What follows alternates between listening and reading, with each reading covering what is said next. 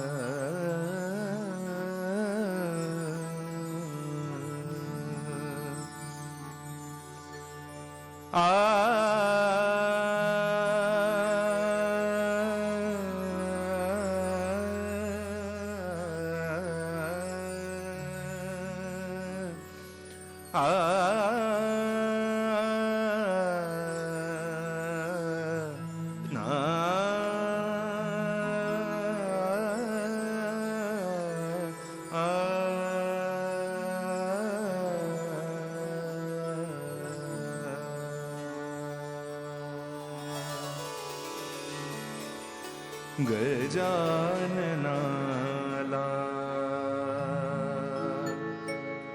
फूल बाहुनी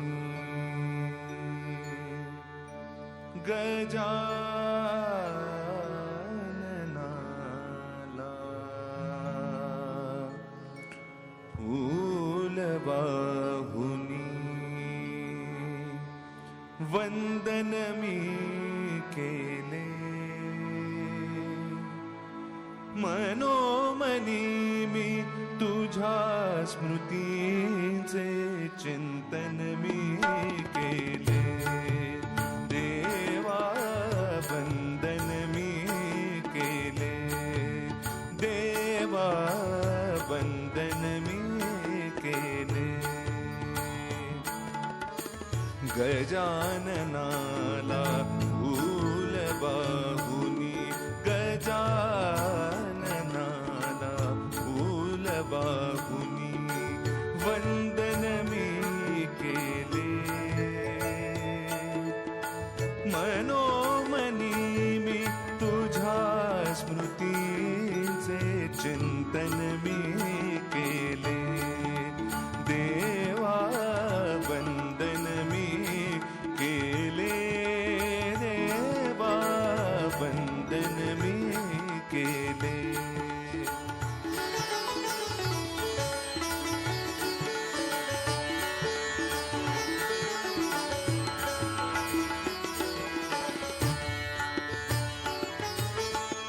लाल फूल हे जास्वंदीचे चरणी अर्पियले लाल फूल हे जास्वंदीचे चरणी अर्पियले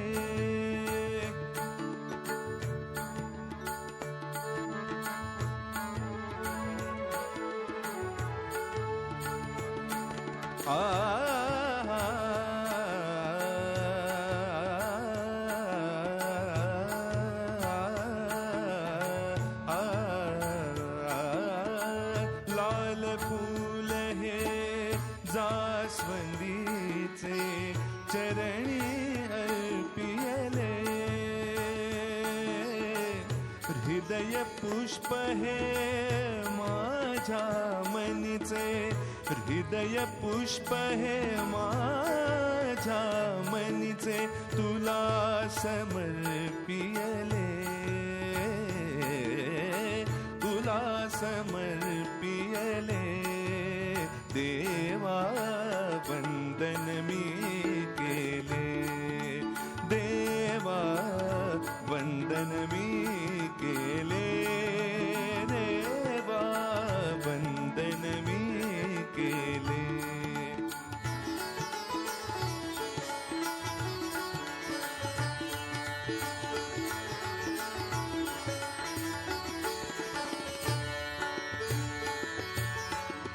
देवाधिक तू पार्वती पुत्रा, देवाधिक तू पार्वती पुत्रा,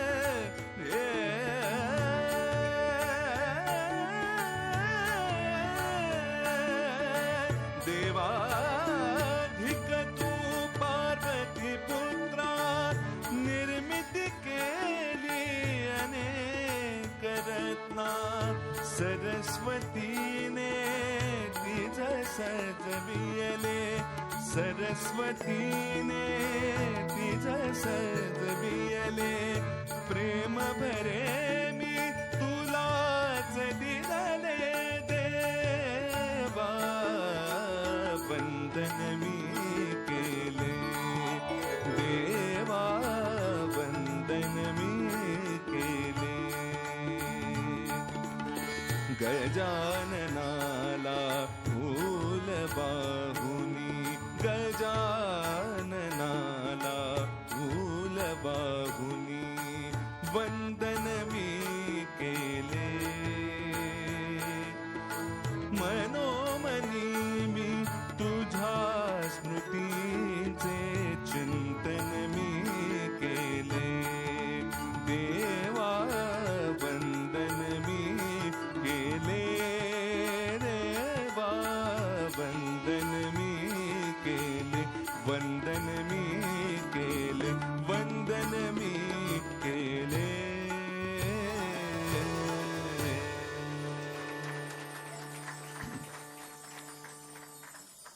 आता आपण पहिल्या कवितेकडे वळतोय. कवितेचं नाव आहे निर्मिती. निरनिराळे समुद्र असतात, त्याचे निरनिराळे काठ असतात. त्या काठाचे रंगरूप निराळं असतं, रेती निराळी असते, झाडी निराळी असते आणि त्याच्यावरती लाटा ज्या वेळेला येतात आणि त्यातल्या त्यात ज्या किनाऱ्यांना दगडाचा किनारा असतो त्या ठिकाणी या लाटा खूप मोठ्यांदा आपटतात आणि परत जातात. त्याला परत जाताना त्या आवाज करतात आणि ह्याशिवाय त्या तुषार इतके उडतात आणि वारा असेल तर सगळं आजूबाजूचं आसमंत भिजून जातं. कवीच्या मनामध्ये ज्या वेळेला एखादी कल्पना येते कविता लिहिण्याकरता, त्यावेळेला ह्या लाटांच्या आवाजासारखं त्यांचं होत असतं की हे विचार येतात जातात येतात जातात, काही आपटतात, काही कमी असतात, काही मोठे असतात.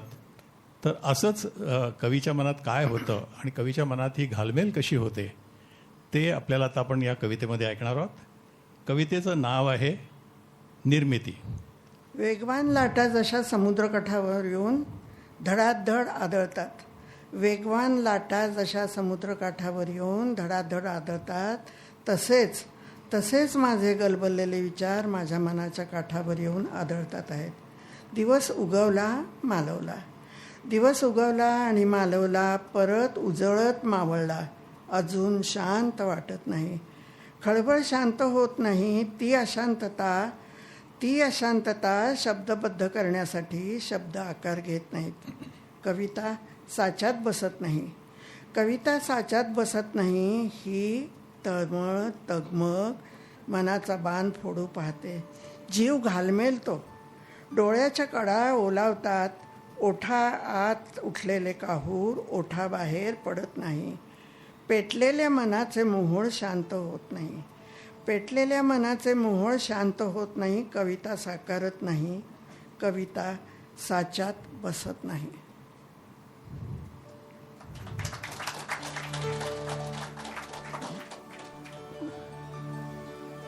यानंतरचं जी कविता आहे ती आहे प्रेमपत्र. डोळ्यांची भाषा ही प्रेमासाठी, शब्दांची जोडणी असते तीही प्रेमासाठीच. अबोल भाषा पण प्रेमासाठीच. कवितेचं नाव आहे प्रेमपत्र. कविता वाचतील माधवी नाटेकर. मी घडी घालून तुझ्याकडे सरकवलेला कागद. मी घडी घालून तुझ्याकडे सरकवलेला कागद तू हळूच खिशात ठेव. तुझा खिसा आहे ना डावीकडे हृदयावर. तुझा खिसा आहे ना डावीकडे हृदयावर. तिथेच तो घडी घातलेला कागद नीटपणे ठेव. केव्हा तरी सवड झाली, केव्हा तरी सवड झाली, आठवण त्याची आली तर तो घडी घातलेला कागद उलगडून वाच. त्याला कोरा कागद म्हणू नकोस. तो फाडून फेकून देऊ नकोस.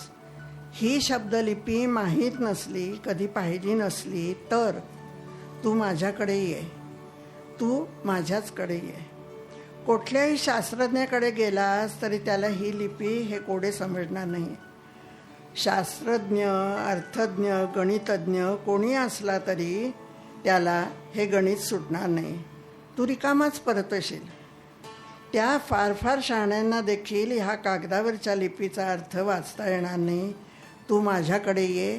तू माझ्याचकडे ये. मी प्रत्येक ओळ वाचेन. मी प्रत्येक ओळ वाचेन. ओळींमधला अर्थ उलगडेन. हळूवार सर्व तुला सांगेन. तू माझ्याकडे ये. तू माझ्याचकडे ये.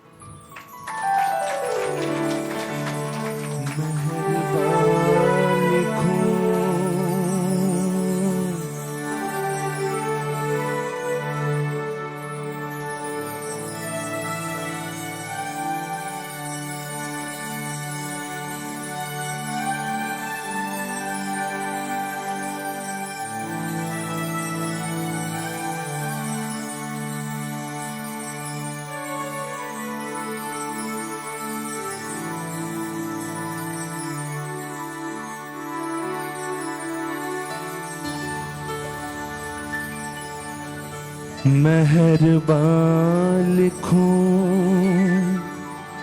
हसीना लिखूं,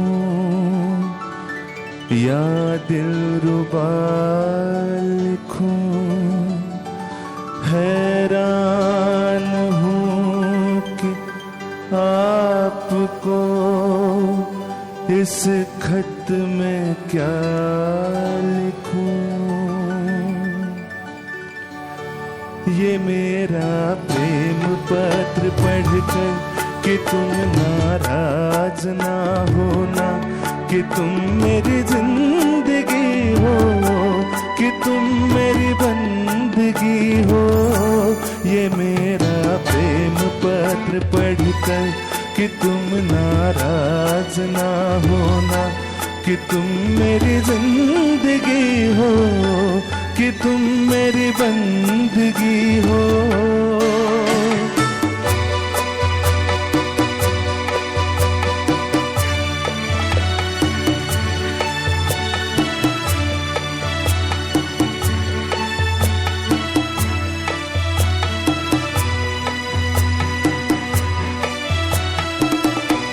तुझे मैं चाँद कहता था मगर उसमें भी दाग है. तुझे सूरज मैं कहता था मगर उसमें भी आग है. तुझे मैं चाँद कहता था मगर उसमें भी दाग है. तुझे सूरज मैं कहता था मगर उसमें भी आग है. तुझे इतना ही कहता हूँ कि मुझको तुमसे प्यार है, तुमसे प्यार है, तुमसे प्यार है. ये मेरा प्रेम पत्र पढ़कर कि तुम नाराज नाराज ना होना कि तुम मेरी जिंदगी हो, कि तुम मेरी बंदगी हो। ये मेरा प्रेम पत्र पढ़कर कि तुम नाराज ना होना कि तुम मेरी जिंदगी हो, कि तुम मेरी बंदगी हो। आता आपण तिसऱ्या कवितेकडे वळणार आहोत. अर्थातच ही पण प्रेमाचीच किमया सांगणारी कविता आहे. तिचं नाव आहे संजीवनी. प्राणी, पक्षी, झाडं, माणसं ही प्रेमामुळं अंतर्बाह्य बदलून जातात. आपल्याला तर सगळ्यांना माहिती आहे की जगदीशचंद्र बोस यांनी प्रयोग करून जे भारताला अभिमानास्पद आहे की संगीताचा परिणाम हे झाडांवरती किंवा वृक्षावरती काय होतो की ज्याच्याकरता त्यांना नोबेल प्राईज पण मिळालं होतं.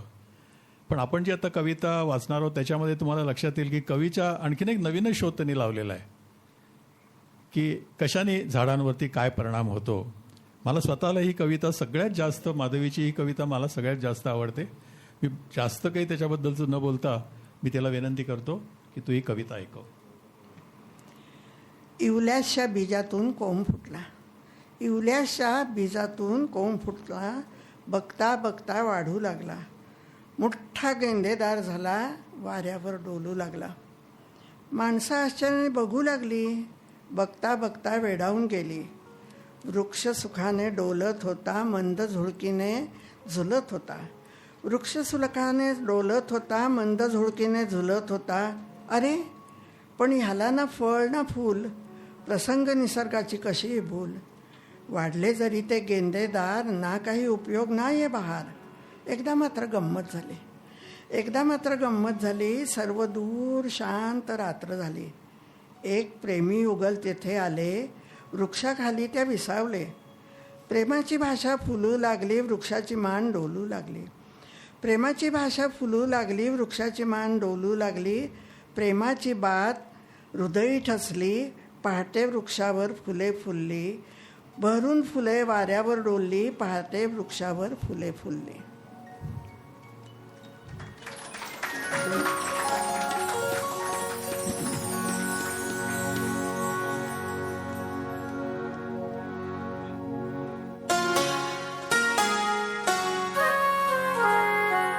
धुंदी कळाना, धुंदी फुलाना, शब्द रूपाले मुक्या भावनाना. धुंदी कळाना, धुंदी फुलाना, शब्द रूपाले मुक्या भावनाना. धुंदी कळाना, धुंदी फुलाना.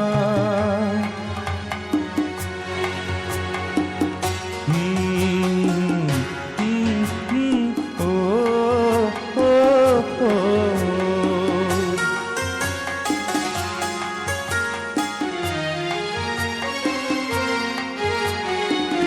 तुझा शब्द की हे बहार अमृताचा, तुझा स्पर्श की हात हा चांदण्याचा. उगा लाजण्याचा किती हा बहाणा. शब्द रूपाले मुक्या भावनाना. धुंदी कळाना, धुंदी फुलाना, शब्द रूपाले मुक्या भावनाना. धुंदी कळाना, धुंदी फुलाना.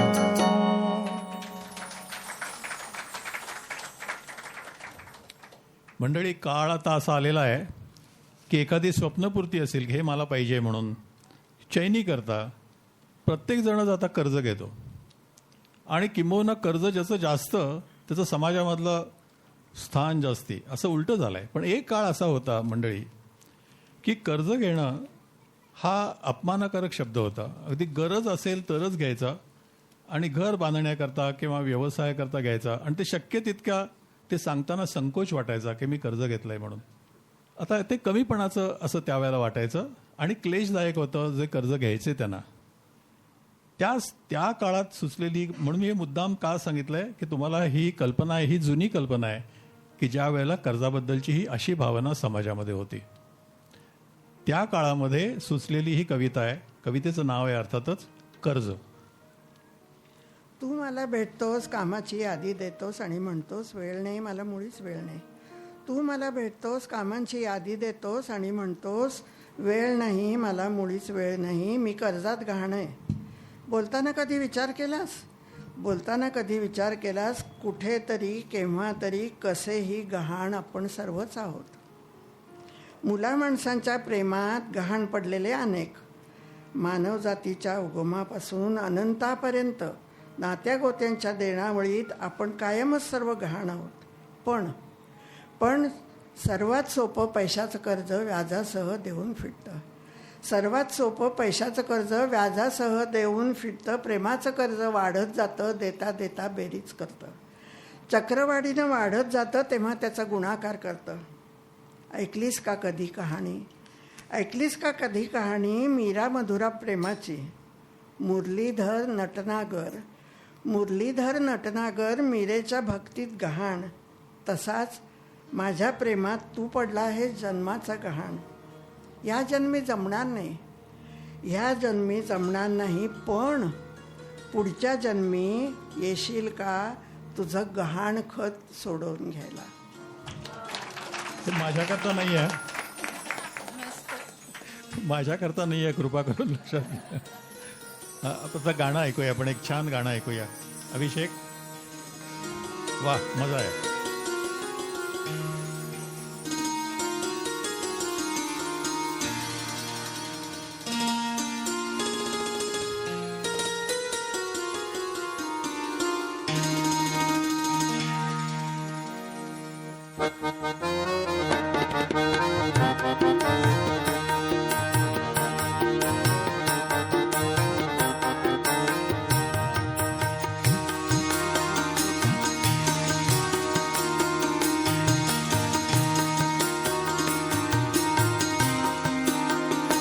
ऐसी लागी लगन मेरा हो गई मगन, ऐसी लागी लगन मेरा हो गई मगन.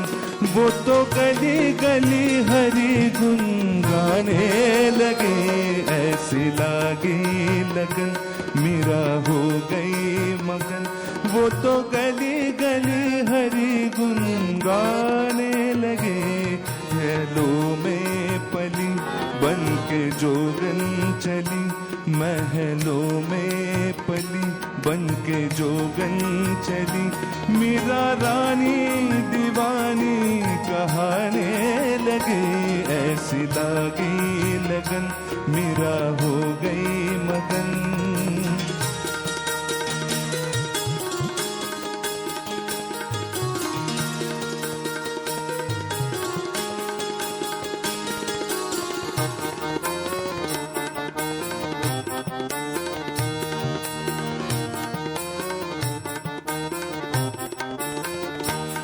कोई रोके नहीं, कोई टोके नहीं, मीरा गोविंद गोपाल गाने लगी.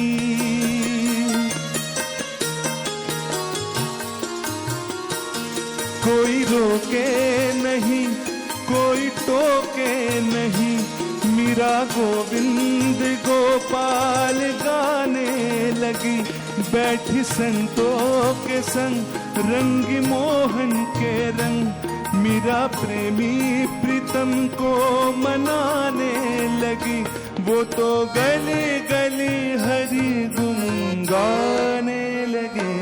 ऐसी लागी लगन मीरा हो गई मगन, ऐसी लागी लगन मीरा हो गई मगन.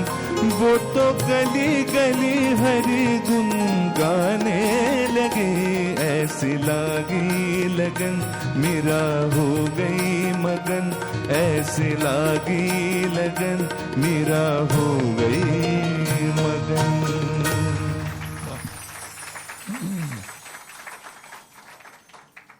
पुढची कविता मात्र जराशी गंभीर आहे, लक्षात घ्या. कवितेचं नाव आहेच साखळदंड.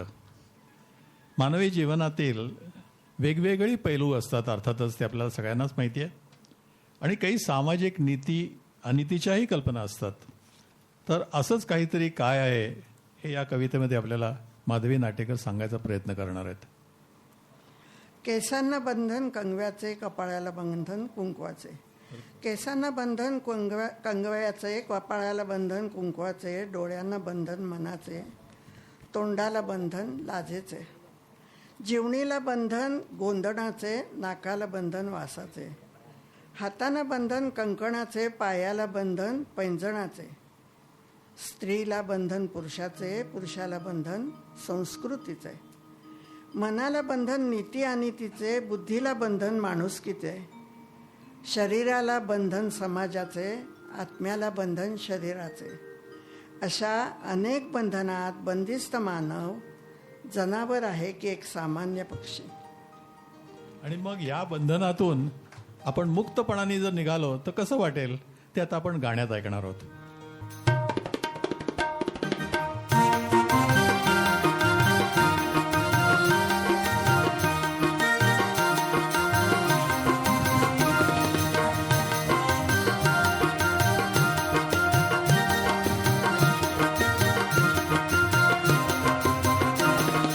पंछी बनूं उड़ती फिरूं मस्त गगन में, आज मैं आजाद हूँ दुनिया की चमन में.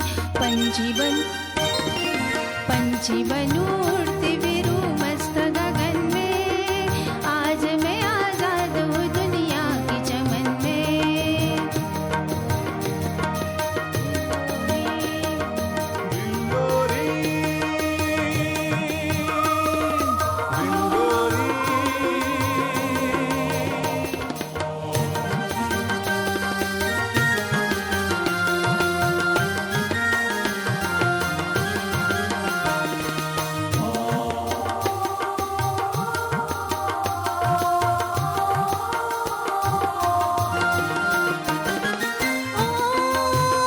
मेरे जीवन में चमका सवेरा, ओ मिटा दिल से वो गम का अंधेरा.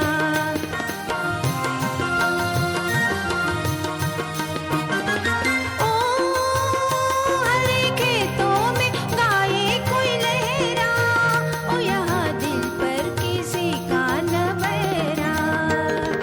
रंग बहारों ने भरा मेरे जीवन में, रंग बहारों ने भरा मेरे जीवन में, आज मैं आजाद हूँ दुनिया की चमन में. पंछी बनूं उड़ती फिरूं मस्त गगन में, आज मैं आजाद हूँ दुनिया की चमन में.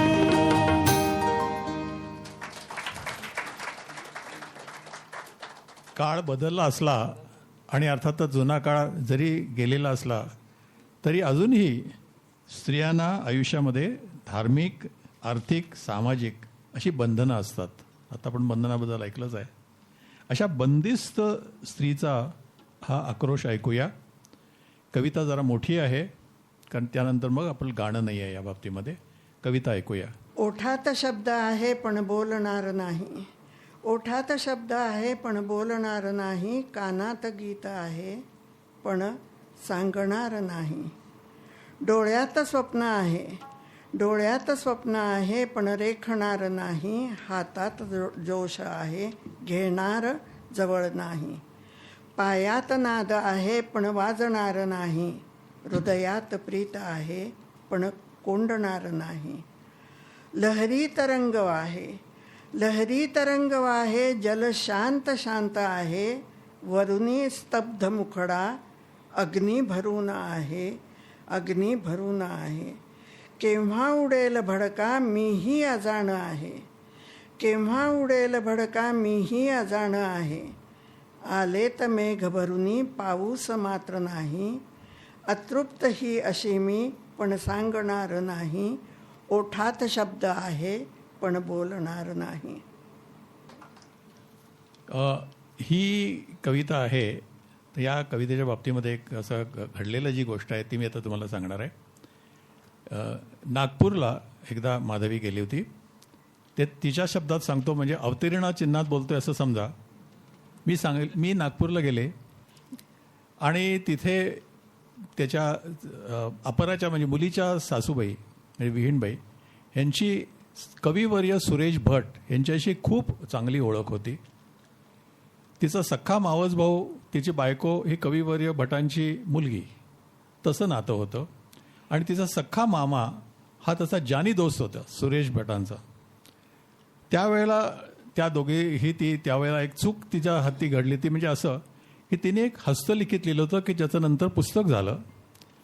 तर प्रत्येक पान तिने अगदी कोरून वगैरे व्यवस्थित अक्षर कुठे ऱ्हस्व दीर्घ न चूक असं ते पुस्तक बरोबर नेलं होतं. आणि ते मामाला कळलं की त्यांनी कवितेचं पुस्तक आणलंय. तो म्हणाला मी सुरेशला फोन करतो, तू त्याला दाखव ना त्याच्या कविता वगैरे. मग ह्याही म्हणाल्या असं झालं. तर त्या शेवटी असं ठरलं की ठीक आहे, जाऊन सुरेश भटांना भेटूया.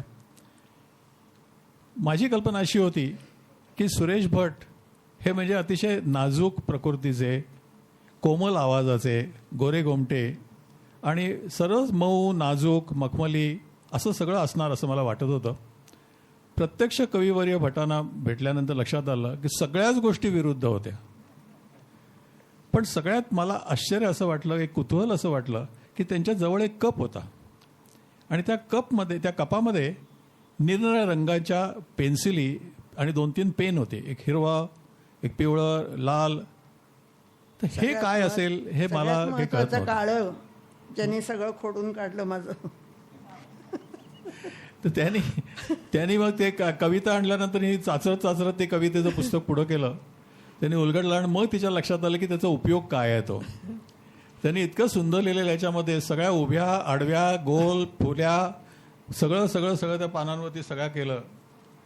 आणि एकदम खडबडीत आवाजामध्ये, मोठ्या आवाजामध्ये वा वा. ते जेव्हा ही चिरफाड करत होते तेव्हा मी पुतळ्यासारखी स्तब्ध, तोंडाला कुलूप लावून धडधडत्या हृदयावर हात ठेवून पुतळ्यासारखी बसले होते की आता काय बोलणं तर शक्य नाही एवढ्या मोठ्या माणसासमोर.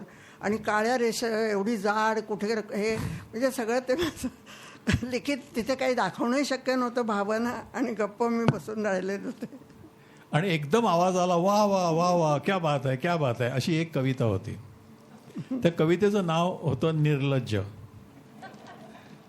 ते म्हणाले या कवितेला निर्लज्जापेक्षा शब्द असं नाव द्या. अर्थात आपण देऊया. नागपूरहून आल्यानंतर आणि मला कळलं होतं की सुरेश भटांची तिची भेट झाली म्हणून मी त्याला कौतुकाने विचारलं. तिचा इतका चेहरा पडला आणि ओशाळलेला झालेला होता की जे काही घडलं होतं ते. तिने नुसती वही माझ्यासमोर केली आणि मी ते चितारलेली तिच्या सही सगळी बघितली. आणि मग शेवटी तिने ते काही निर्लज्ज नाव काही बदललं नाही, नाव निर्लज्ज असं ठेवलं. पण शब्द जर असं नाव ठेवलं असतं तर शब्द जपून बकोळीच्या फुलापरी वगैरे असं काहीतरी आपल्याला म्हणता आलं असतं. पण आपण तसं काही म्हटलं नाही आहे. त्यांनी ती कविता घेणार नाही त्याचं कारण ती कविता खूपच मोठी आहे. त्याच्याऐवजी आता आपण चाललेलो आहोत पहिलं तीर या कवितेकडे. कविता म्हण. ओले ती मी उभी कशी खोळंबून राहू, ओले ती मी उभी कशी खोळंबून राहू, ऐल तरी या पैल तिरी, ऐल तिरी या पैल तरी ना कळे ना कोठे मी जाऊ. वस्त्र भिजले सर्वांगा चिकटले, पुढे मी पाय कसा टाकू, कशी मी तुझ्याकडे येऊ. केस मोकळे माथा भिजला, कुंकुम तिलक ओघळ गाली आला, पदर गळ्याला घट्ट आवळला, वस्त्र कसे सावरू, ओले ती मी उभी पुढे पाय कसा टाकू. झंझावाती वारा सुटला, डोळा कडा अश्रू दाटला, अश्रू कसे थांबवू, पुढे पाय कसा टाकू, सांग ना कशी तुझ्याकडे येऊ. पैलतीर ह्या काव्याच्या नावावरूनच तुम्ही कवितेचा अर्थ जाणला असणार. आपण संसाराच्या ह्या ऐलतरी आहोत. मुक्तीची याचना करत कवयित्री पैलतीरावर जाण्याची अभिलाषा व्यक्त करते. मी लज्जावती तू निला जरा, मी लज्जावती तू निला जरा, एकच पाऊल एकच पुढती, सावरून घे मज तू हाती, सख्या मज धरुनी तुझ्या करी, नेना तू मज पैल तिरी, सख्या मज ने तू पैल तिरी. एक काही कविता मला असं नेहमी वाटत आलंय, त्यातल्या त्यात हिंदी सिनेमातली गाणी बघितल्यानंतर, की चाल ती कवीच्या किंवा संगीतकाराच्या गाणं आहे आता इथं. गाणं आहे. गाणं आहे, स्मिताचं गाणं आहे. स्मिताचं गाणं आहे तेरे काना.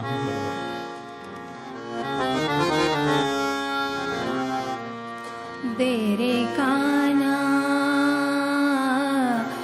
काना दे रे चोळी अन लुगडी, दे रे काना काना दे रे चोळी अन लुगडी.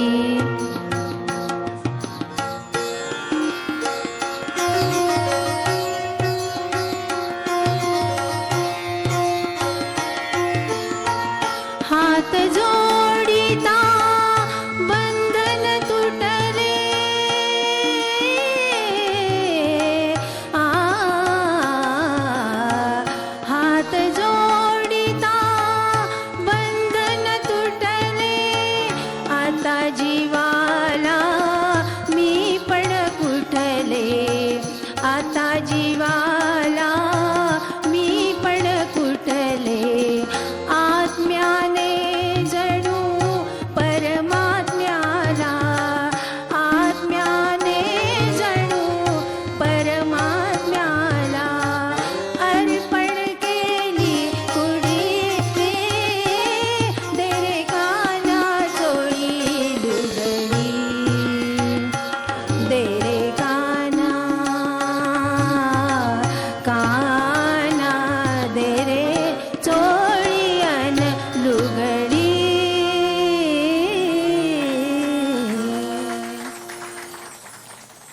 मी मगाशी सांगत होतो त्याप्रमाणे बऱ्याच वेळेला कवीच्या मनामध्ये एखादी चाल असणार आहे आणि त्या चालीवर हुकूम काही शब्द त्याला सुचत असेल आणि त्यातून ते गाणं बनत असेल असं मला नेहमी वाटत असलं. माधवीच्याही बाबतीमध्ये एक असं झालं एकेकाळी, की तिच्या एक डोक्यामध्ये चाल बसलेली होती, त्यावेळेचं ते प्रसिद्ध गाणं होतं आणि मग त्याचे शब्द त्यानंतर झाले आणि त्याच्याबद्दल ती कविता तर चांगली बनलीच, पण ते गाणं पण चांगलं बनलं आणि म्हणायला अगदी सोपं होतं. इतकं सोपं होतं की माझ्यासारख्याने सुद्धा, म्हणजे मी आणि माझे जावई, आम्ही एका नाटेकर संमेलनामध्ये कराओके नावाचा जो प्रकार असतो त्याच्यावरती चक्क गाणं म्हटलं आम्ही. तर ते गाणं असं होतं, या धुंद पावसात धरती भिजून गेली. हे ते गाणं सगळ्यांना माहिती आहे, ये दिल मुझे पुकार, सगळ्यांना हे गाणं माहिती आहे, त्यामुळे मी काही ते आता म्हणत नाही या ठिकाणी. आणि नंतर पुढं असं झालं की किशोर शहाच्या प्रेसिडेंटशिपमध्ये रोटरीमध्ये हीच कविता, ही अभिषेक तेलंग यांनी त्याला इतके सुंदर चाल लावून, यमन रागातली बहुतेक ती माझ्या अंदाजाने, आणि ते गाणं तिथे म्हटलं आणि मला विचाराल तर ते इव्हन यूट्यूबवरती ते गाणं अतिशय गाजतं आहे आणि फार सुंदर चाल त्याची आहे, शब्दही खूप चांगले आहेत. अर्थात सध्या जर गरमी जास्ती आहे, पण निराळा जर सीझन असता तर ते आणखीन जास्त गाणं चांगलं वाटलं असतं. ह्या धुंद पावसात धरती भिजून गेली, न्हावून धरती ओली, तृष्णाच पूर्ण निवली. ग्रीष्मात रान हिरवे कोकिळ बोलत आहे, पानात नृत्य भरले मन पान डोलत आहे. ढग हे भरून आले भेटीस आतुरले, सहजी सख्याचा निरोप आणलेले. विश्वात साद भरली, ढगात हाक गेली, ती हाक ओळखीची मनी जाऊनीच भिडली. या धुंद पावसात धरती भिजून गेली, न्हावून धरती ओली, तृष्णाच पूर्ण निवली. हिरवा सुगंध ओला मन तृप्त करून गेला, हिरवा सुगंध ओला मन तृप्त करून गेला. भावा चिंब भिजला, ग्रीष्मात ढग बरसला. मनमोर नृत्य करतो, नृत्यात ताल आहे, तालात जीव माझा तुझ संग डोलत आहे.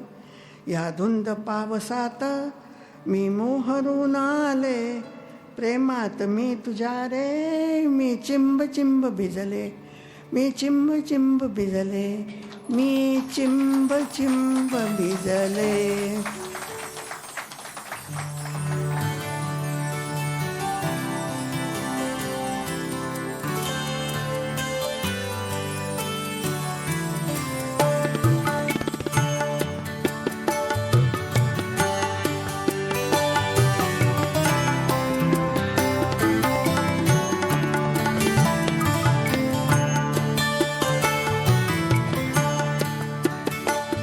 ह्या धुंद पावसात धरती भिजून गेली, या धुंद पावसात धरती भिजून गेली, न्हाऊन धरती ओली, न्हाऊन धरती ओली, तृष्णाच पूर्ण निवली, या धुंद पावसात धरती भिजून गेली.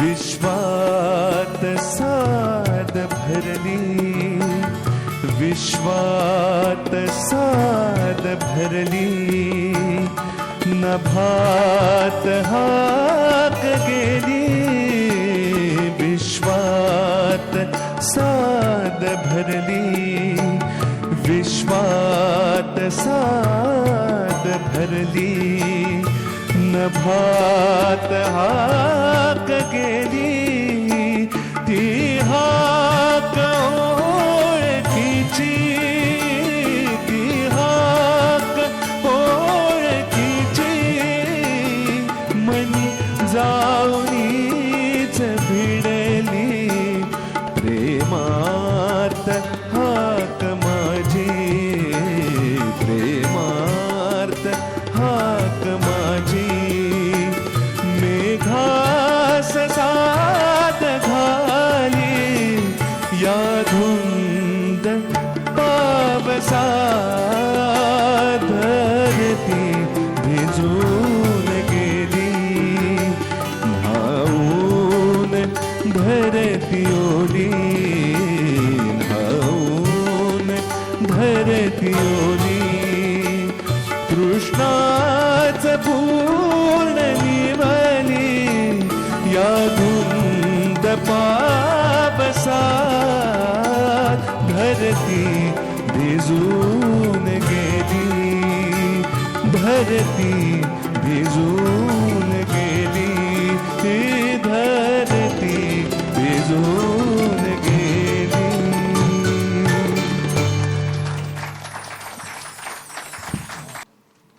आता यानंतरची कविता आपण ऐकणार आहोत ती आहे चाफा. तर चाफा म्हटल्यानंतर चाफा बोले ना चाफा चाले ना ही कविता सगळ्यांच्या डोळ्यासमोर येईल, पण त्यातला अर्थ तसा नाही आहे. ही चाफा जी कविता आहे हिने लिहिलेली, माधवीने लिहिलेली, त्याचा अर्थ निराळा असल्यामुळं आम्ही गाणं अर्थातच निराळं घेतलेलं आहे. आपण पहिल्यांदा चाफा ही कविता ऐकूया आणि मग त्यानंतर आपण ते गाणं ऐकूया.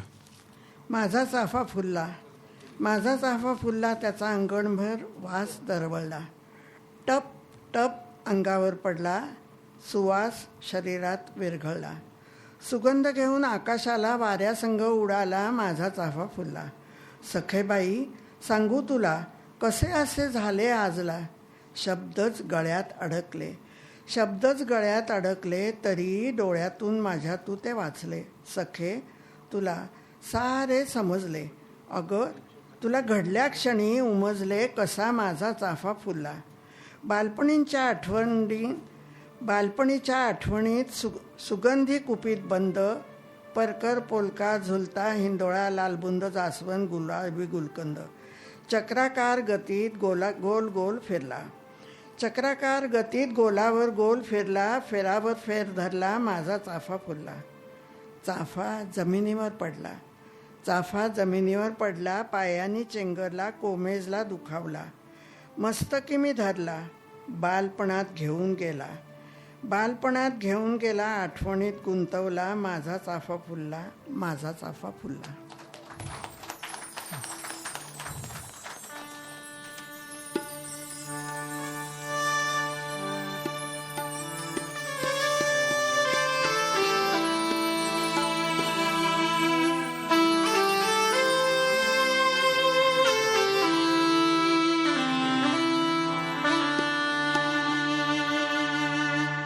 भातुकलीच्या खेळामधली राजा आणि कराणी. भातुकलीच्या खेळामधली राजा आणि कराणी.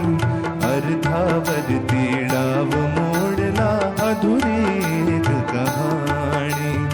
अर्धावरती डाव मोडला, अधुरी एक कहाणी.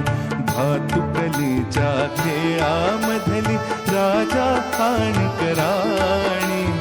अर्धावरती डाव मोडला, अधुरी एक कहाणी. पुढची कविता आहे शिंपल्यातला मोती. आपल्या मनातल्या, हे सगळ्यांचीच हा अनुभव आहे अर्थातच, की मनातल्या कुठल्या तरी एका कप्प्यामध्ये आपली एखादी आठवण जी असते, हळवी असते ती आठवण, ती बंद कपाटात जसे पण बंद ठेवलेली असते, ती दुसऱ्याला कुणालाही कळू नये, दिसू नये आणि आपल्यालाही ती आठवू नये, कारण तशीच ती हळवी आठवण असते असं आपण प्रयत्न करत असतो. पण नंतर जीवनाच्या आपल्या प्रवासामध्ये वळणावरती कुठल्या तरी केव्हा तरी नकळत आपल्या ती आठवण एकदम आपल्याला आठवते. ती खरं आपल्याला नको असते आठवण, पण ती नक्की आपल्याला ती आठवते. आणि तोच हा आठवणीच्या या मनाच्या गाभाऱ्यात ठेवलेला असतो, हा शिंपी असतो. खरं शिंपल्यात ठेवलेला मोती असतो. हा शिंपला असतो आठवण, त्याच्यामध्ये हा मोती ठेवलेला असतो, जपून ठेवलेला असतो. तो मोती केव्हा तरी आपल्याला दिसतो आणि ती आठवण आपल्याला आवर्जून आठवते. तर अशीच, आता खरं सांगायचं म्हणजे याला गाणं एखादं बगळ्यांची माळ फुले, हे खरं म्हणजे गाणं चाललं असतं, पण आपण हे गाणं घेतलेलं नाही आहे. आपण ह्याच्यापेक्षा दुसरं एक चांगलं गाणं घेणार आहोत. त्याच्या आधी ती आपण कविता ऐकूया. सागराच्या तळी पाणीदार मोती. सागराच्या तळी पाणीदार मोती, शिंपल्यात बंद चमकणार छान. शोभिवंत खूप पाणीदार छान, हृदयात बंद. हृदयात बंद तसंच माझं प्रेम, हळुवार गहिरं दाट छान फार. निर्मळ पाणीदार लकाकणार फार. कधीतरी केव्हा तरी, कधीतरी केव्हा तरी घरी माझ्या नकळत, काळ्या भफोर डोळ्यात चमकणार तेजात. निरखणारे बघणार समजू नाही शकणार, चमक कुठून आली अलगद का गेली. आठवण तरळली सागराच्या तळी, शिंपल्यात गेली बंदिस्त झाली. कधीतरी गळ्यातून गोड लकेर आली, कधीतरी गळ्यातून गोड लकेर आली. ऐकणारे थबकले, ऐकतच राहिले. कुठून शीळ आली, कुठून शीळ आली, मोहून गेली, सूर देऊन गेली, लकेर उमटवून गेली. नकळत मनात आठवण येऊन गेली, तीच माझं गाणं बनवून गुणगुणत गेली. कुठून तरी वारा आला, सुगंध दरवळून गेला, आठवणींचा सुगंध पसरवून गेला. कोणत्या दिशेने हा वारा आला, कोणत्या दिशेने हा वारा आला, माझ्या सख्याची आठवण मलाच देऊन का गेला. लाल चुटूक ओठावर जीभ माझी फिरली, लाल चुटूक ओठावर जीभ माझी फिरली, सख्याची माझ्या आठवण येऊन गेली. हृदयाला कोरड आजच का पडली, उचकीवर उचकी सख्याला आली. आठवणींचा हुंका, आठवणींचा हुंका घशात कोंडला, सागर तळीचा मोती पाण्यावर तरंगला.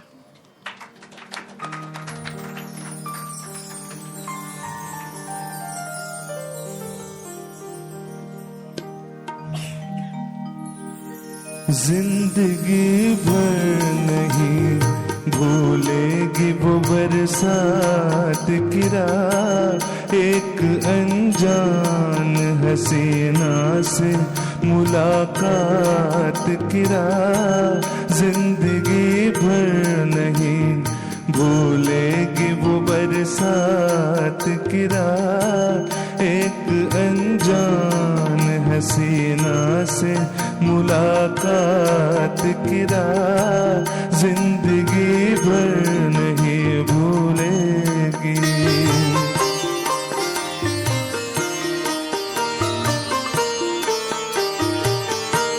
हाय वो रेशमी जुल्फों से बरसता पानी,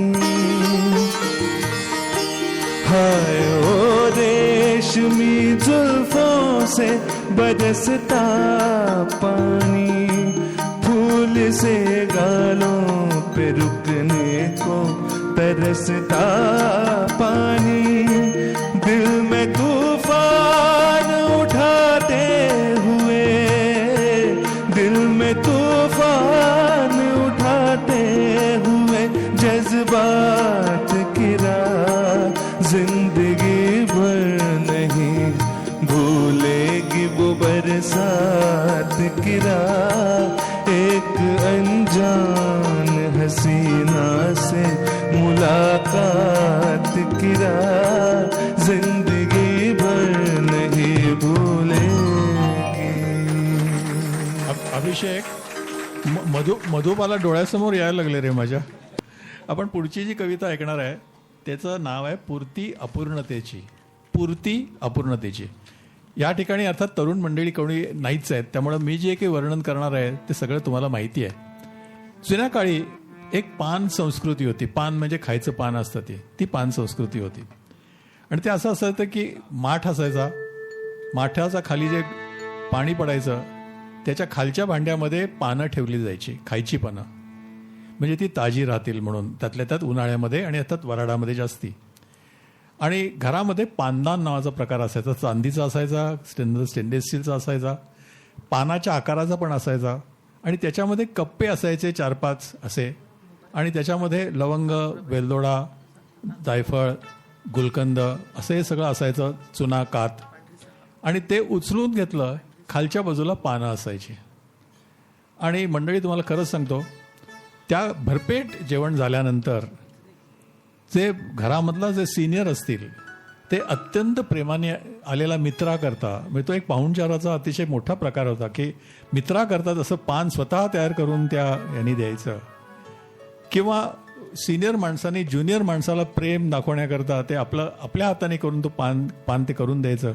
ही एकेकाळी आपली पानाची संस्कृती होती. ती आता संस्कृती, पान हीच घरात खायची संस्कृती संपली. आता पानपट्ट्या निघाल्यात. तर ह्या पान कसं करायचं आणि त्या पानामध्ये किती प्रेम असायचं ते आपण कवितेमध्ये ऐकूया. 40 पानांचे विडे. बहुतेक हे 40 मी जेव्हा लिहिलं 30 वर्षापूर्वी कधी लिहिली कविता आठवत पण नाही. बहुतेक तेव्हा 40 मी कविता केल्या असाव्यात, कारण आता हा 40 पानं कशाला लिहिले माहीत नाही. मी माझ्या तोंडात हळूच तू दिलेस, काच म्हणजे सगळे एकदम नाही दिले. काच चुना घातलाच नाही तरी माझे ओठ कसे रंगले, काच चुना घातलाच नाही तरी माझे ओठ कसे रंगले, मिटून बसलास तुझे जरी ओठ, मिटून बसलास तुझे जरी ओठ, उत्तर माहीत आहेत सांगतात तुझे ओठ. किंचित किंचित दुमडलेली ओठांची महिरप, किंचित दुमडलेली ओठांची महिरप आणि मिशीतला मिश्किलपणा मोकळा करतात अर्थ सगळा. बदामाच्या आकाराचे हिरवेगार पान, बदामाच्या आकाराचे हिरवेगार पान कापडावर पुसून स्वच्छ तू मांडलेस छान. गुलाबी गुलकंद अलगद चिमटीत उचलून मांडलास त्या पानावर, सुगंध त्याचा पसरला दूरवर. झाकण काढायचा अवकाश पसरलेला सुगंध सर्वांना कळला, आपल्याकडे माना सर्वांनी वळवल्या. तरी तू मग्न आपल्याच नादात बसलास सावकाश पान बांधत, आपल्याच नादात मस्त शरीर. मी अस्वस्थ खूपच अधीर, बाटली तरी लवकर बंद कर, विडा तोंडात बंदिस्त कर. तू निवांत शांतच फार, तू निवांत शांतच फार. पांढरा शुभ्र खोबऱ्याचा केस भरपूर ठेवलास गुलकंदावर. मी बघतच राहिले, कुठे तू थांबणार, हे सर्व तू कुठे संपवणार.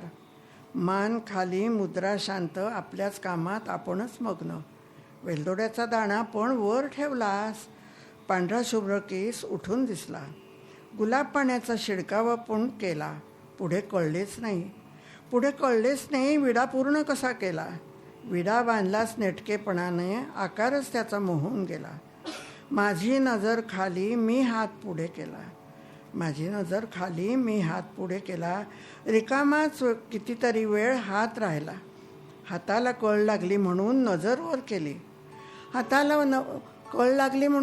वर केली तर विड्याला लवंग लावण्यात तू चूर. सर्व पूर्ण झालं आता काय राहिलं. त्या शांतपणाने तू माझ्याकडे पाहिलं. नजर स्थिर, मुद्रा गंभीर, सहजच हात तू पुढे केलास. विडा मला भरवलास. माझे प्राण ओठाशी आले. विड्याबरोबरच ते खाली गेले.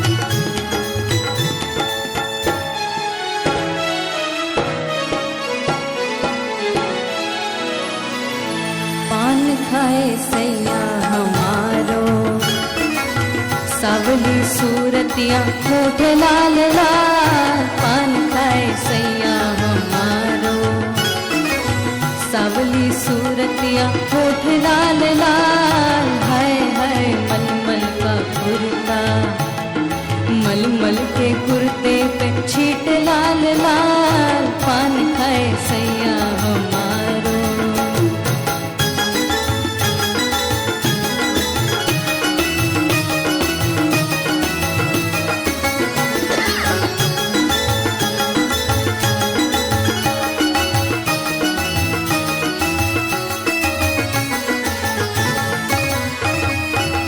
हमने मंगाई सुरमेदानी, ले आया जालिम बनारस का जरदा. हमने मंगाई सुरमेदानी, ले आया जालिम बनारस का जरदा. अपनी ही दुनिया में खोया रहे वो, हमरे दिल की ना पूछे बेदर्दा. अपनी ही दुनिया में खोया रहे वो, अपने दिल की ना पूछे बेदर्दा. पान खाए सैया हमारो, सावली सूरतिया होठ लाल लाल. हाय हाय मलमल का कुर्ता, मलमल के कुर्ते पे छीट लाल लाल. पान खाए सैया हमारो.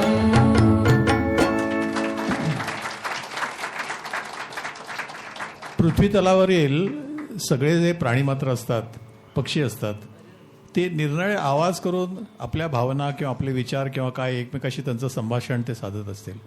मनुष्य हा एकच प्राणी आहे की ज्यांनी शब्द शोधून काढला आणि त्या शब्दातून तो भावना व्यक्त करतो. आणि म्हणून शब्दाची ही अतिशय महती आहे.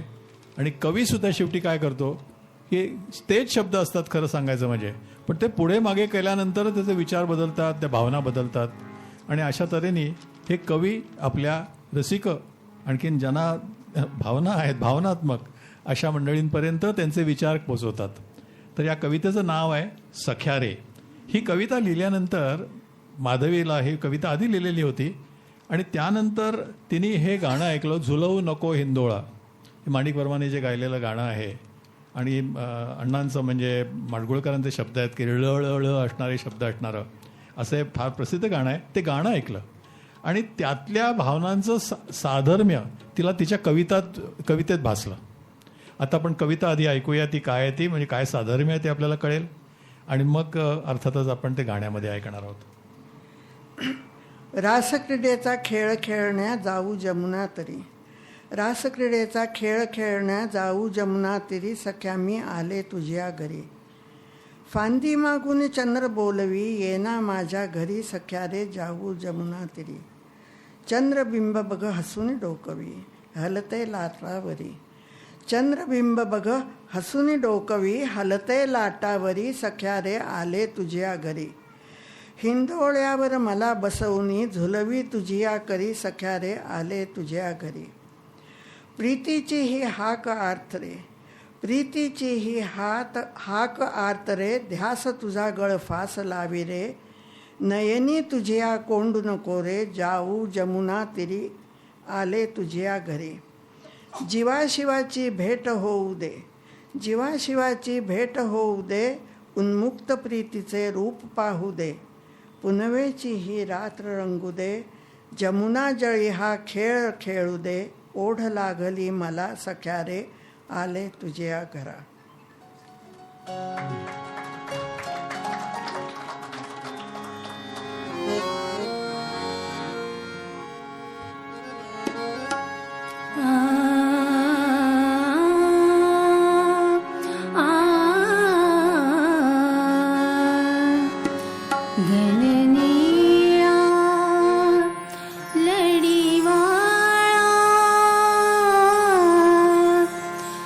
झुलवून गो इंदोळा रे झुलवून गो इंदोळा.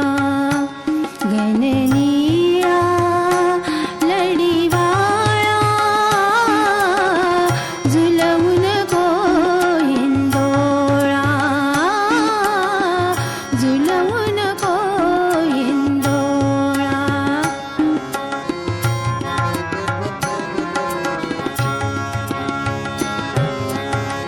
सुटली वेणी केस मोकळे धूळ उडाली भरले डोळे. सुटली वेणी केस मोकळे धूळ उडाली भरले डोळे. काजळ गाली सहज ओघळे काजळ सहज ओघळे. या साऱ्यांचा उद्या गोकुळी होईल अर्थ निराळा. झुलवू नको इंदोळा झुलवू नको इंदोळा. हिंदोळा झुलवू नको इंदोळा. गणनीळा गणनीळा गणनीळा गणनीळा लढीवाळा लढीवाळा गणनीळा लढीवाळा. झुलवू नको झुलवू नको झुलवू नको इंदोळा इंदोळा झुलवू नको इंदोळा. यानंतरची कविता आहे मनमोहन. आपल्याला सगळ्यांचाच अनुभव मी तुम्हाला सांगतो. जे साधारण 60च्या पुढं गेल्यानंतर असं आपल्या लक्षात यायला लागतं की आपण जे कष्ट घेतले आपण जी दुःख भोगली आपले जे पराभव झाले निराशेचे काही क्षण आले हे खरं सांगायचं म्हणजे इतरांपेक्षा पुष्कळच कमी आहे हो. त्यावेळेपर्यंत आपल्याला असं वाटत असतं की आपणच फक्त एक अभागी आहोत की हे सगळं काही जे आहे दुःख हे फक्त माझ्याच वाटी आहे. साधारण 60 गेल्यानंतर प्रत्येकाला हा एक निराळा अनुभव येतो. आणि मग कसं होतं की जसं ढग गेल्यानंतर काळे काळे ढग आलेले जे असतात काळजीचे किंवा दुःखाचे ते जातात आणि आकाश कसं स्वच्छ निरभ्र असं होतं आणि एक छान वाटायला लागतं. हा अनुभव 60 नंतर बऱ्याच मंडळींना येईल अशी माझी खात्री आहे. हे माझाच अनुभव असा नाही आहे असं म्हटलं जातं पण मी म्हणण्यापेक्षा आपण हे कवितेतनंच ऐकणार आहोत. आनंद भरला मनी सखे ग आनंद भरला मनी. आनंद भरला सखी मनी सखे ग आनंद भरला मनी. सांगू कुणाच्या कानी सखे ग आनंद भरला मनी. नाही भेटला चक्रपाणी नाही भेटला चक्रपाणी, नाही पाहिले स्वप्नमनी. दाही दिशांनी गाजत वाजत नाद आला ग कानी, सखे मी शांत झाले मनी. नीरव निशब्द, नीरव निशब्द चहूबाजूंनी चिमण्या किलबिल करी, सखे ग म्हणती मुखाने हरी. हे खरोखर नवलाची गोष्ट आहे की दुपारच्या 12 वाजता चिमण्या सगळ्या बघा तुम्ही जरा खूप जोराने का ओरडतात माहीत नाही, तेव्हा सगळं शांत असतं.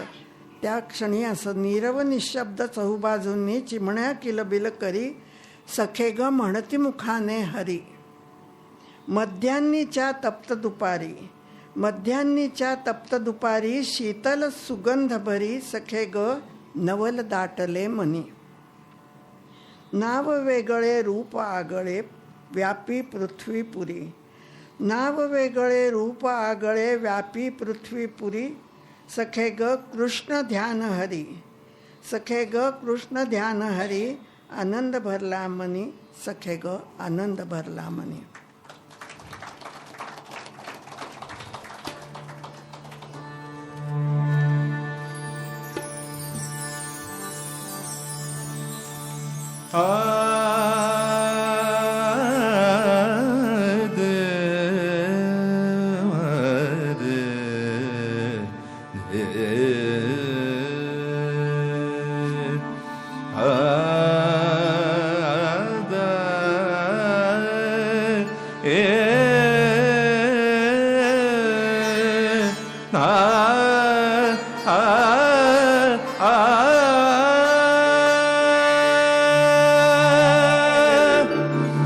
झनक झनक पायल बाजे, झनक झनक पायल बाजे, झनक झनक पायल बाजे.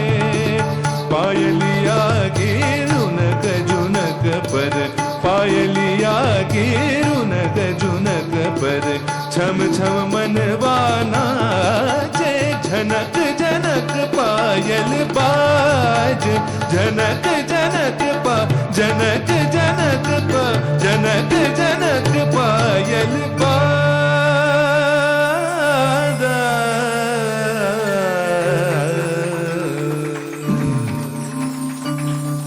कळस नावाची कविता आहे ही.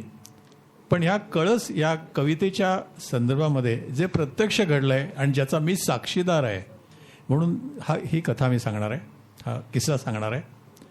बिजांकोर नावाचा माधवीचा 1999 साली याचं प्रकाशन झालं, त्याचा कविता संग्रहाचा पुण्यामध्ये. आणि त्याला 3 त्याला गेस्ट होते, म्हणजे पाहुणे होते. त्यापैकी एक होते वसंत बापट कविवर्य त्यावेळेचे. दुसरं होतं, कारण बापट हे आठले लोकांचे खूप अगदी जवळच्या ओळखीचे संबंधातले होते, श्रीकांत मोघे त्यावेळेचा अतिशय गाजलेला नाटकात आणि सिनेमात सुद्धा. तो माझा मोठे भाऊ नंदू नाटेकर याचा शाळेपासूनचा दोस्त होता. आणि तिसरं उषा तांबे होत्या त्या समारंभाला, ज्या माधवीच्या सख्या आत्तेभावाची बायको वहिनी, ज्या आता साहित्य संमेलनाचे जे अध्यक्ष होत्या उषा तांबे, त्या. असे 3 गेस्ट होते. आणि त्यापैकी वसंत बापट यांना घरी जाऊन पिकअप करायचं, मोटारीतून आणायचं आणि श्रीकांत मोघेंना हॉलवरती घेऊन यायचं, ही जबाबदारी माझ्याकडे होती. त्याप्रमाणे मी गेलो, घंटा वाजवली, दार उघडलं मिसेस बापटाने वहिनीने, आणि ते म्हणाले की सर तयार होतातच आहेत, 2 मिनटं बसा. पाणी दिलं आणि त्यांनी सांगायला सुरुवात केली, आमचे हे ना, तुम्हाला माहिती आहे साधारण आमचे हे न पासून जी सुरुवात होते ना बायकांची, तर म्हणजे लक्षात घ्यायचं की आता आपल्याला काय ऐकायला मिळणार आहे. ते आमचे हे ना प्रोफेसर आहेत, तर काय करतात, त्यांचे जे विद्यार्थी आहेत, रुईयाला प्रोफेसर होते वसंत बापट, तर तुम्हाला सांगतो मी, माणूस खरोखर नटच व्हायचा. इतके देखणे होते, दिसायला गोरे होते, लाईट आईज होते थोडे, आणि स्पष्ट बोलणं आणि स्पष्ट वक्तेपणा पण होता त्यांच्या बोलण्यामध्ये. नुसतेच स्पष्ट नव्हते, स्पष्ट वक्ते होते, आणि बिनधास्त बोलायचे ते. तर ते आता तयार होत आहेत, मला त्यांनी सांगितलं. पण यांचे म्हणाले ना, काय सांगता येत नाही. त्यांचे विद्यार्थी अतिशय कौतुकाने, प्रेमाने, आदराने, सर मी पुस्तक लिहिलं आहे, कविता लिहिली आहे आणि त्याचं पुस्तक केलं आहे, तर तुम्ही त्याचं प्रकाशन करायला या ना, असं म्हणतात. आणि मग आमचे हे साहेब जातात तिथे आणि जाऊन तिथे पहिल्यांदा त्या कविता किती भिकार आहेत, त्यानंतर ते पुस्तक नसतं लिहिलं तर किती बरं झालं असतं, किंवा त्याला मी सांगणार आहे की तू एक कविता वगैरे काही लिहू नकोस, त्याच्याऐवजी दुसरी कुठली तरी म्युन्सिपाल्टीत नोकरी वगैरे कर, असं सुद्धा सांगायला कमी करणार नाहीत असे आमचे सर आहेत. असं म्हटल्यानंतर मला इतकं हसू यायला लागलं. आम्ही प्रकाशनालाच बोलवलं होतं ना तिच्या कविताच्या पुस्तकाच्या. नंतर सर बाहेर आले, बापट बाहेर आले आणि आल्यानंतर त्यांनी नेहमीप्रमाणे, अहो रुमाल घेतलात का, पाकिट घेतलं का, त्यावेळेला मोबाईल नव्हता अर्थात, चष्मा घेतलात का वाचायचा, पेन घेतलात का, अशी पहिल्यांदा मला ते ऐकायला मिळालं. आणि मग म्हणाले, अहो लक्षात घ्या, सुधा म्हणजे पूर्वी माधवीचं नाव सुधा इंदुताईंची मुलगी आहे, आपल्या मुलीसारखी आहे, तिथे जाऊन काहीतरी जोरात इकडं तिकडं काही बोलू नका, 4 चांगले शब्द बोला, पुस्तक भराय चांगलं आहे म्हणा, कविता पण चांगल्या आहेत, वाचनीय, असं काहीतरी कौतुक करून या, तिथं नेहमीप्रमाणे तुम्ही जाऊ नका तिथे. तर मला तुम्हाला खरं सांगतो मंडळी, हसू का रडू, मला इतकं हसू त्यावेळेला येत होतं. आणि बाहेर असा सिंह असलेला, आपण सुद्धा तशीच असतो, घरामध्ये कशी शेळ्या असतो, ती प्रत्यक्ष मला बघायला मिळालं. आणि आता मात्र मी दिलखुलास हसू शकतो. मला आपल्याकडे घरी राहून गेलेले आहेत, त्याच्यामुळे बापटांचे आमचे खूप चांगले हे आहेत, पण त्यांची तशी त्यावेळेला जी झालेली मजा आहे ती मला आजही आठवली की मला हसू येतं. आता आपण कळस ही कविता ऐकणार आहोत. आनंद भरला मनी. नंतर आता पुढचं मनाची अवस्था म्हणजे देवळाचा कळस दिसायला लागतो आणि जीवनाची भैरवी सुरू होते. ह्याच्यानंतर भैरवी आहे. ही कळस ही कविता वाचते. सर्वांना घेत पुढे जायचे, एक एक पायरी वर चढायचे. सर्वांना घेत पुढे पुढे जायचे, एक एक पायरी वर चढायचे. वरचे उंच टोक गाठायचे. वरचे उंच टोक गाठायचे, कळसाचे दर्शन घ्यायचे. प्रत्येक पायरीवर नाव आठवायचे. प्रत्येक पायरीवर नाव आठवायचे. सुखदुःख जमवत वर चढायचे. पहिली पायरी सर्वात महत्त्वाची. पहिली पायरी सर्वात महत्त्वाची. आठवण त्याची नाही विसरायची. संकष्टीचे तीक, गणपतीचे दर्शन, गुरुवारचा दिवस, दत्ताची आठवण. हारावर हार गुंफत राहायचे. हारावर हार गुंफत राहायचे. देवाचे वार लक्षात ठेवायचे. सर्वांना घेत पुढे पुढेच जायचे. आता हे माधवीचा जो काव्य प्रवास झालेला आहे तो तिने आता कळस म्हणून वाचला, तर उलटा सुरू झालेला आहे. म्हणजे कळस पहिल्यांदा आणि मग पायानंतर असं झालं आहे. ते कसं झालं ते मी थोडक्यात सांगणार आहे. तिच्यात पुन्हा एकदा तिच्या शब्दात सांगतो. साल होतं 1961.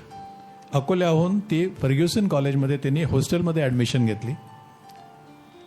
त्या रात्री लाईट गेले होते, अंधार होता आणि पहिल्यांदाच मी हॉस्टेलमध्ये राहत होते आणि झोप काही येत नव्हती, म्हणून मेणबत्ती, आणि अंधाराची भीती वाटेल म्हणून मेणबत्ती लावली होती. आणि भूक लागली म्हणून कॅडबरीचं एक चॉकलेट त्यांनी खाल्लं. आणि चॉकलेट खाल्ल्यानंतर तिला काय सुचलं, झोप येईना म्हणून त्यांनी 4 ओळी त्या कॅडबरीच्या कागदावरतीच लिहिल्या. आणि नंतर तिला झोप आली, ती झोपली. सकाळी ती उठली तर तिने ते काय लिहिलंय ते वाचलं. आणि मग काही वेळेला असं म्हटलं जातं की कविता ही तो कवी लिहितच नसतो, अशी अज्ञात काहीतरी शक्ती आहे की ती शक्ती त्याच्याकडून ते लिहून घेत असते, असा एक समज आहे. तसं कदाचित झालं का काय माहिती नाही, पण ही माधवीची सर्वोत्तम कविता आहे. सगळ्यांनी ती मान्य केलं की ती सर्वोत्तम कविता आहे. आणि ती खरं सांगायचं म्हणजे एखाद्या वृद्ध सद्ग्रस्तांनी की ज्यांनी खूप आयुष्य बघितलंय अशा माणसाने ती खरं म्हणजे ती कविता लिहायला पाहिजे. त्या कवितेचं नाव होतं भैरवी. आता आपण नेहमी हे म्हणतो की ढळला रे ढळला दिन सखया, आता मधूचे नाव कासया. हे आपण भारत आंब्याने लिहिलं, पण ते त्यांच्या आयुष्याच्या नंतर शेवटी त्यांनी लिहिलं की आता मला शक्य होणार नाही आहे आणखीन. संध्या छाया भिववी ते हृदया, आता मधूचे नाव कासया, असं त्यांनी जे लिहिलेलं आहे. तर ते तिने पहिली कविता तिची ती आहे. आणि तिचं नाव आहे भैरवी. ह्या भैरवी शहार अली वात असे त्याचे शब्द आहेत. हे पहिल्यांदा भारती वैशंपायन जी युनिव्हर्सिटी शिवाजी युनिव्हर्सिटीची हेड ऑफ द डिपार्टमेंट सांगलीची आपली भारती, तिने त्याला पहिली चाल लावली भैरवीमधली.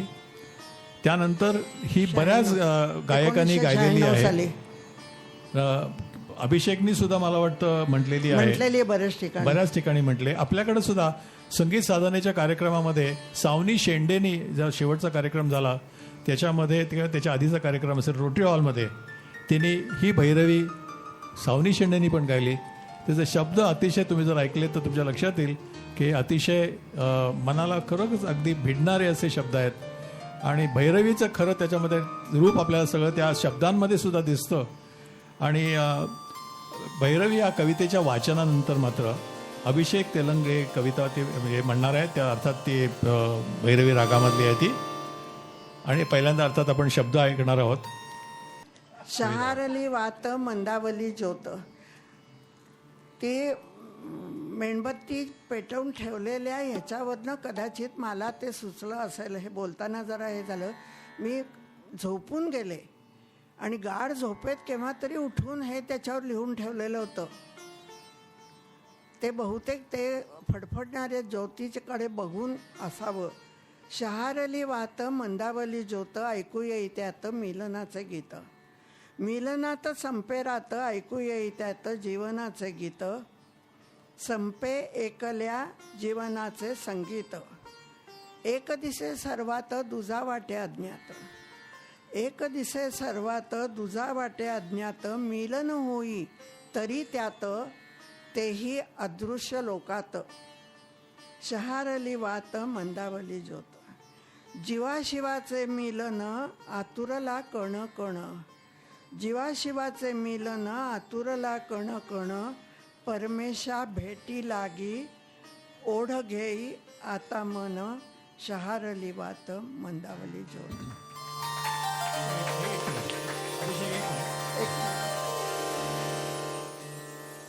आपण भैरवीचा जो भाव आहे, जी भावना आहे, ते आपण मनात ठेवूनच जायचं आहे. त्यामुळं मी आधीच असं म्हणतो की केवळ आणि केवळ आमच्यावरती प्रेमामुळं तुम्ही एवढ्या मोठ्या संख्येने आज या ठिकाणी आलात. खरोखरच आम्ही धन्य झालेलो आहोत. मी सर्वांच्या वतीने अगदी मनापासून तुमच्या सगळ्यांचे आभार मानतो. हा कार्यक्रम होण्याकरता आम्ही तर सगळे आहोत, ज्ञात आहेत अज्ञात, ज्यांच्यामुळं हा कार्यक्रम झाला आणि ज्यांच्यामुळं रंगला म्हणजे तुम्ही. तुमचे मी मनापासून आभार मानतो. भैरवी झाल्यानंतर हा कार्यक्रम संपला आहे असं आपण समजूया.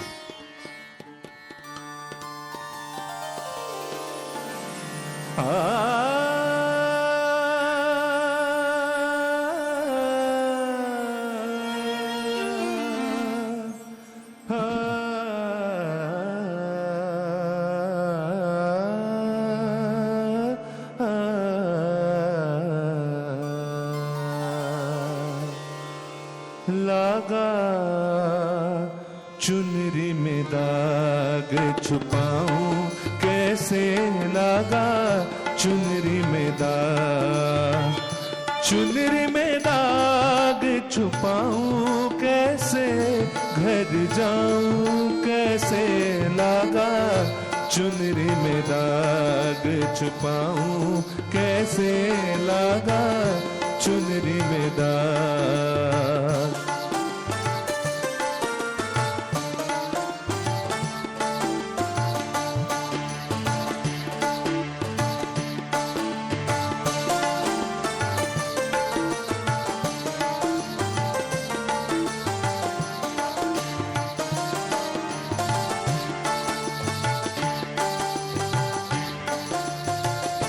हो गई मैली मोरी चुनरिया. कोरे बदन से कोरी चुनरिया. हो गई मैली मोरी चुनरिया. कोरे बदन से कोरी चुनरिया. जाके बाबू से नजर मिलाऊं कैसे. घर जाऊं कैसे. कैसे लागा चुनरी में दाग छुपाऊं कैसे लागा चुनरी में दाग छुपाऊं कैसे लागा चुनरी में दाग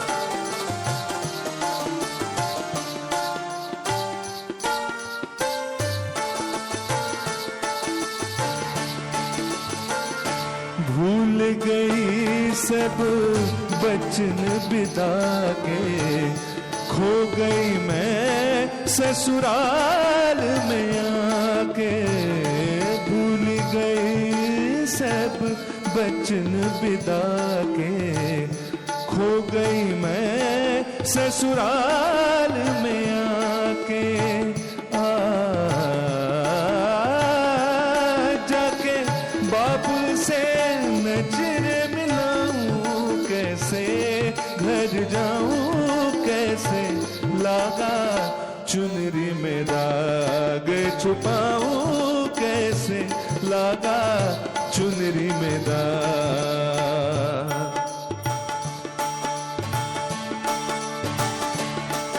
कोरी चुनरिया आत्मा मोरी मैल है माया जाल कोरी चुनरिया आत्मा मोरी मैल है माया जाल वो दुनिया मोरे बाबुल का घर ये दुनिया ससुराल जाके बाबुल से नजर मिलाऊं कैसे घर जाऊं कैसे लागा चुनरी में दाग छुपाऊं कैसे लागा चुनरी में दाग छुपाऊं कैसे लागा चुनरी में दाग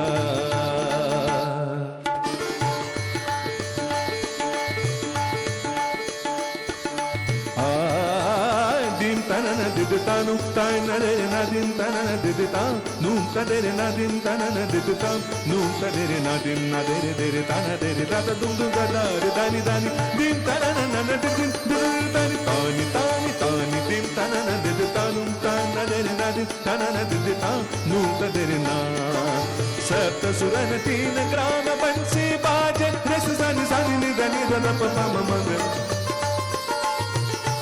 मलप मम गरिसा धारकिता धारकिता धारकिता धर्म धर्म धरित परत परत नहीं परन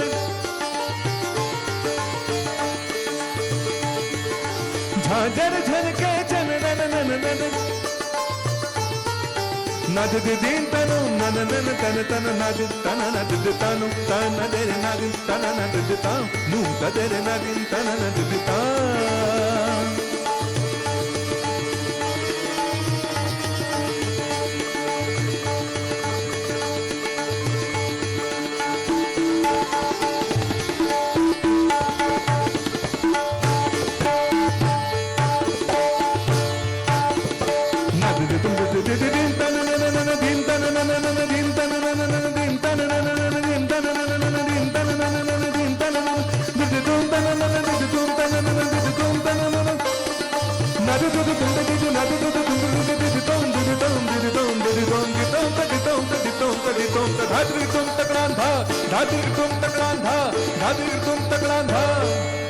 dim tana didita nu tana na dim tana didita nu tadere na dim tana didita didita didita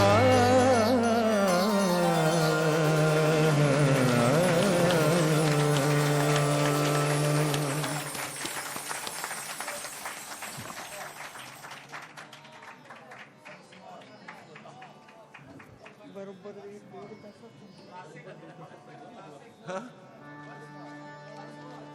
काय करतात हे?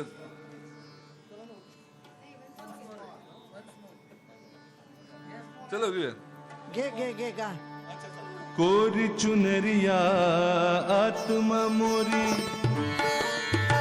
मैल है माया जा कोरी चुनरिया आत्मा मोरी मैल है माया जा वो दुनिया मोरे बाबुल का घर ये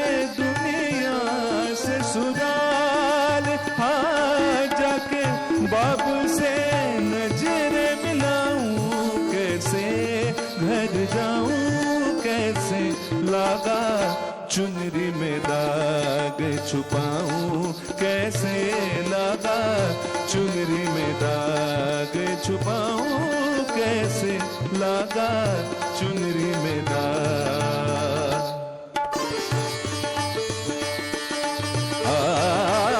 दिन तनन दिदतानु तन देरे ना दिन तनन दिदता नूम तदेरे ना दिन तनन दिदता नूम तदेरे ना दिन ना देरे देरे ताना देरे दादा दुनु दादा दानी दानी दिन तनन नन दुर दुर दुर तानी तानी तानी तानी दिन तनन दिदतानु तन देरे ना दिन तनन दिदता नूम तदेरे ना सप्त सुरन तीन ग्राम पंछी बाजे रस सानी सानी निधनी ददप पम मग मधप मम गरिसा धड़कता धड़कता धड़कता धरन धरन धरक परन परत नहीं परन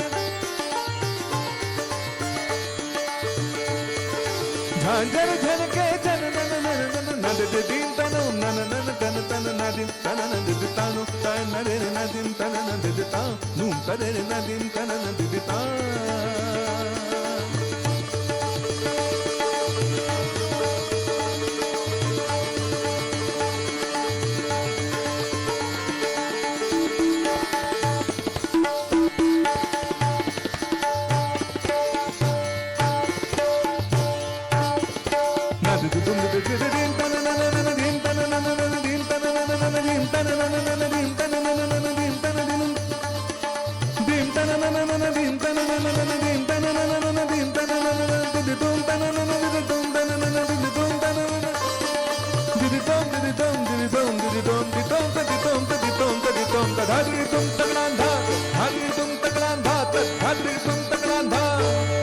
din tanana diditanu tanare na din tanana didita nun tanare na din tanana didita tanare na din tanana didita didita